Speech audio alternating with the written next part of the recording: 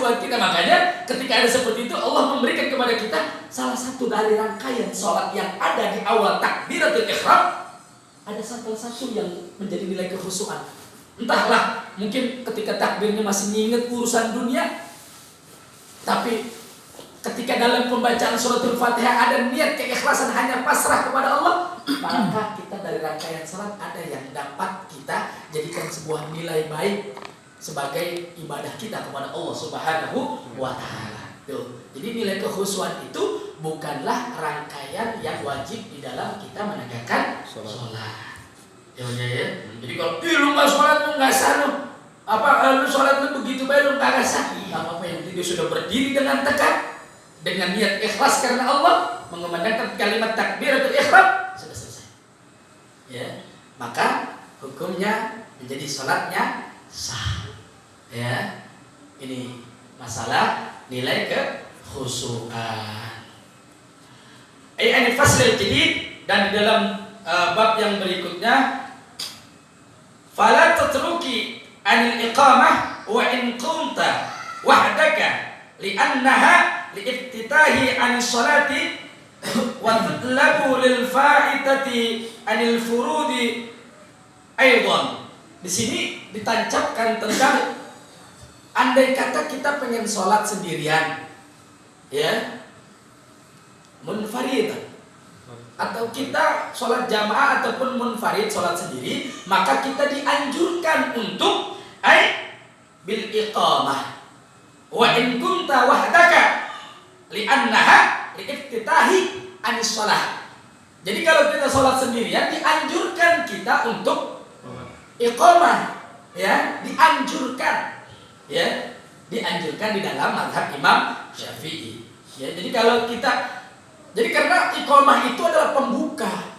Jadi jangan dulu sholat fardu kalau di dalam kaidah mazhab Imam Syafi'i kalau belum mengumandangkan iqamah, tetapi tidak menjadi kedudukannya menjadi wajib. Andai kata dia mengumandangkan iqamah dalam sholatil munfarid, dalam keadaan sholat yang sendiri, maka mendapatkan nilai kesunahan. Jadi kalau kita sholat di rumah, kumandangkan iqamah, Allahu Akbar, Allahu Akbar, cukup hanya sekedar lisannya dan telinganya saja yang mendengar, atau keluarganya saja, ya, nggak usah pakai pengeras suara. Baru beli mic baru masalah, ya.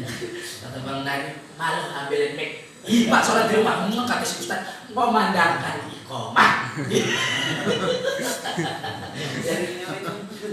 Jadi walaupun sholat di rumah, padahal ya, walaupun sholat di rumah tetap kumandangkan iqamah. Tidak menjadi nilai kewajiban, tetapi dianjurkan dalam hal ini. Wala tatruk, jangan kita tinggalkan. Wala tatruk, kenapa? Jangan kita tinggalkan taruh kayak ruku, jangan ditinggalkan hal yang menjadi nilai kebaikan. Nah, li'annahu an-iftitahu an-sholatil furud, karena iqamah adalah nilai pembuka di dalam sholat. Iftitah, fatah yaftahu, ya, pembuka di dalam sholat. Jadi kalau orang pengen mendapat, terus Ustaz kalau saya nggak qomat, bagaimana? Bukan qomat, iqamah. Qomat ya, kadang orang tahu. Bang Samin qomat, salah, iqamah. Bang Samin ajan, nggak ngaji. Adan, adan. Coba. Adan. Coba. Bang Samin ajan. Ya, ini halal kira nih. Ini Ustaznya halal kira nih. Ya, ini halal kira. Insya Allah paham. Jadi kalau ketemu sama Ustaz yang ahlul kira, ya, Mas Ahmad mau kemana? Udah waktunya ajan. Ntar tuh ahlul kira langsung, gurunya siapa itu? Ya, jadi bagaimana? Adan. Tadi duban. Coba. Tadi duban. Adan. Bukan ajan. Bukan ajan. Azan. Kalau itu jajan. Ya, jadi Bang Samin mau kemana? Mau iqamah. Wakutek mau kemana? Wakutek. Ya, saya mau memandangkan iqamah. Wah, gila. Masya Allah. Mau azan kita ini, Masya Allah. Jadi kita tuh dianjurkan, ya, fala tatruk. Jangan kita tinggalkan hal yang menjadi nilai tambahan ibadah, tambahan pahala buat kita. Nah, timbul pertanyaan, Ustaz, saya lagi sholat sunnah, terus, wah Bang Samin main iqomah baik. Bagaimana itu hukumnya Ustaz? Apa saya lanjutin, apa saya batalin? Ekstrim tuh pertanyaan. Nah, kalau di dalam kaidah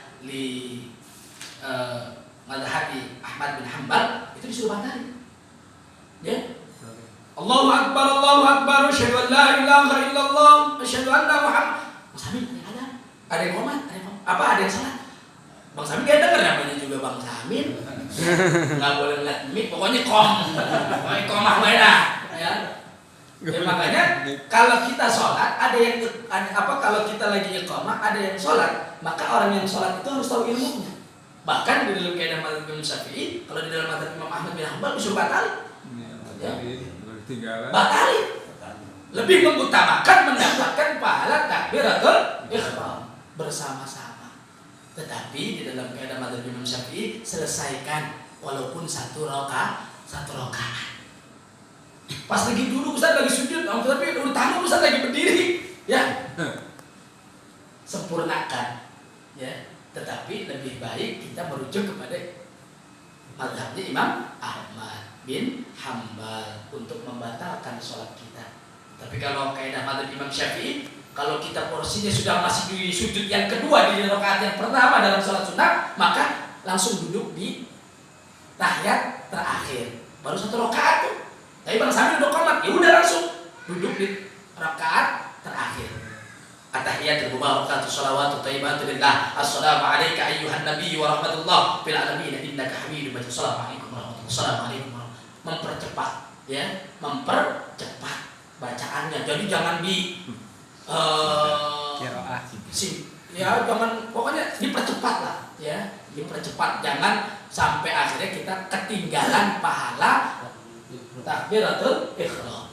Nih, ya, saking luar biasa. Jadi kita kalau Bang Samin lagi sholat rakaat pertama, Bang Samin udah gayanya udah berdiri, wah kok dalam hati, wah kok, ya udah nggak usah.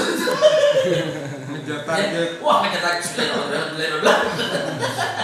nah, tahu udah berdiri megang mic, kan masih ada jeda tuh nyala berdiri. Ya kan kita bisa atur ya. Wah Bang Samin berdiri 5 menit. Megang mic 2 menit, nyalain 1 menit, masih ada waktu. Uber dengan Fatihah yang cepat, ya.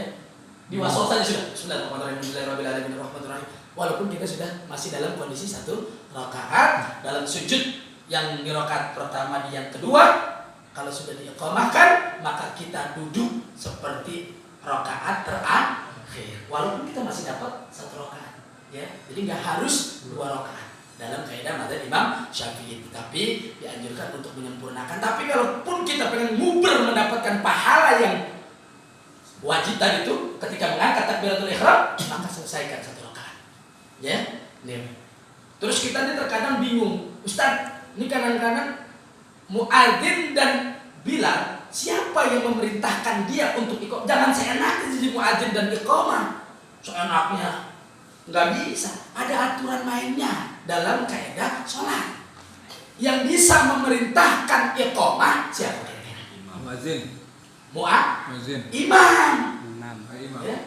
Yang bisa memerintahkan dia untuk iqamah nggak boleh semua orang. Nggak boleh Mas Samin. Ada? Oh iya, nggak boleh. Siapa yang bisa memerintahkan? Siapa yang kita niatkan untuk kita angkat jadi imam?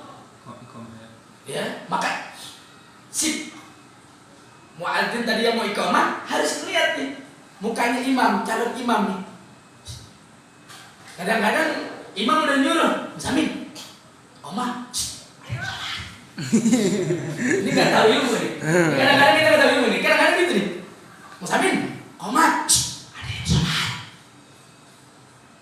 Kadang-kadang gitu.